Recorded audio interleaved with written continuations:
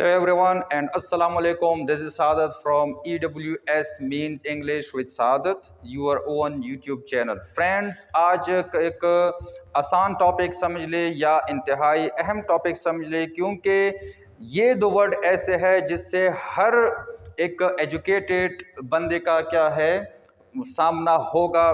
जो भी लोग थोड़ी बहुत इंग्लिश जानते हैं तो वो ये दो वर्ड डेली बेसिस पर ज़रूर इस्तेमाल करते हैं। इवन कि एक फर्स्ट सेकंड स्टैंडर्ड का जो स्टूडेंट है वो भी ये दो वर्ड डेली इस्तेमाल करते हैं।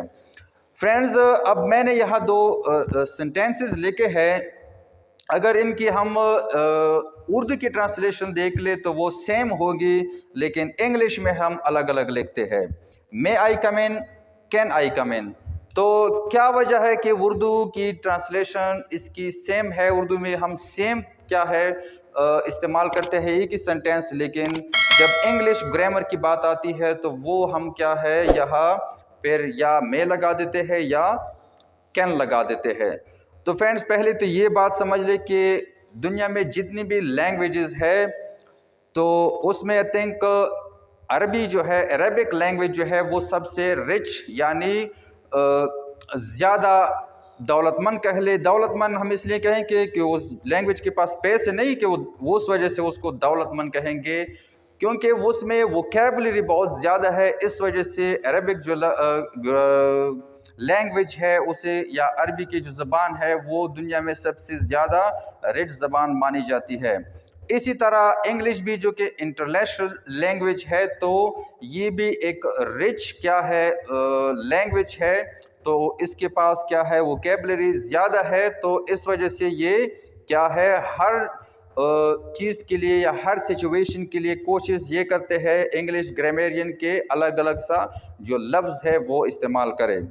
तो होप दैट यहाँ तक आपको समझ आ गया होगा। अब बेसिक इसमें जो मेन डिफरेंस है उसकी तरफ आते हैं। पहला डिफरेंस ये है कि मे जो है ये हम परमिशन के लिए इस्तेमाल करते हैं। जिस तरह मे आई कम इन, इसका मतलब ये होगा कि क्या मैं आ सकता हूँ। अब ये परमिशन मांगता है कि मैं आ सकता हूँ। यह पॉसिबिलिटी है जो मसलन एक टीचर है या क्लास में एक कुछ मीटिंग चल रही होती है या कुछ दो तीन टीचर्स बैठे हुई है तो शायद उनको प्राइवेसी की ज़रूरत होती है, तब वो क्या है आपको अलाउ कर भी सकते हैं और अलाउ नहीं भी कर सकते। दैट इज़ वाई तो यह आपको कैन इस्तेमाल नहीं करना होगा, मे का इस्तेमाल करना होगा।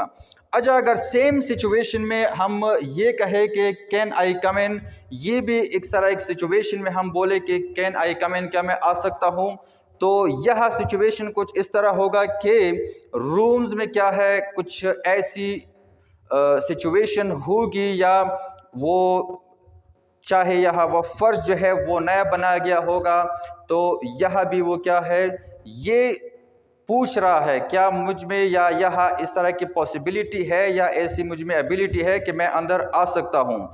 तो ये सेंटेंस भी आप बोल सकते हैं, लेकिन यह परमिशन है, यह आप एबिलिटी अपनी एबिलिटी उनसे पूछेंगे या खुद क्या है ये आपको शक होगा अपने ऊपर कि क्या मैं अंदर जा सकता हूँ या नहीं। तो सेंटेंसेस दोनों ठीक है, लेकिन ये डिफरेंट सिचुएशन में हम इस्तेमाल करेंगे। एक और सिचुएशन बना लेते हैं इसलिए कैन के लिए। समझ लो एक जिस तरह पुलिस वाले हैं वो किसी कमरे में एक चोर है या वांटेड आदमी छुपा हुआ है, तो वो उससे कहते हैं कि कम आउट, बाहर आ जाओ, अदरवाइज आई कैन कम इन, मैं अंदर भी आ सकता हूँ, बेहतर है कि आप बाहर आ जाओ। होप दैट कि आप समझ पा रहे होंगे कि मैं क्या समझाना या क्या समझाने की कोशिश कर रहा हूँ।